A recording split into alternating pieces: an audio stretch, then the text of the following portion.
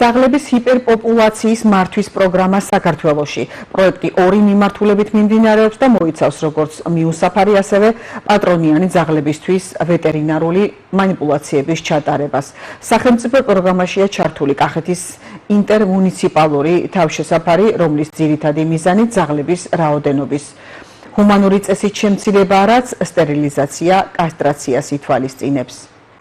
10,800 ძაღლი არის გასასტერილებელი და კასტრაციას ჩასტარებელი ორი რეგიონიდან. ეს არის ქვემო ქართლი და ჩვენი კახეთის.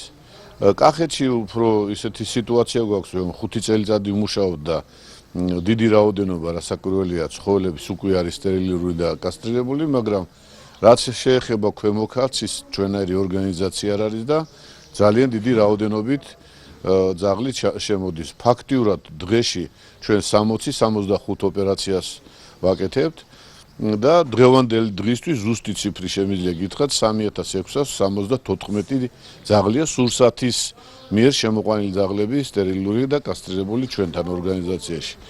ჩვენ სააგენტოს მანქანებით რასაკვირველია უკვე ჩვენ ცალკე გვაქვს დავალებები დაახლოებით 2000 ძაღლამდე კიდე ჩვენი გვაქვს გაკეთებული სტერილიზაცია. შარშან მაგალითად 7000 გავცდით, ვინაიდან საპილოტო პროგრამა ვიყავით ჩვენ იგივე რასაც წელს ვაკეთებთ ჩვენ ქუთაისი და შიდა ქართლი.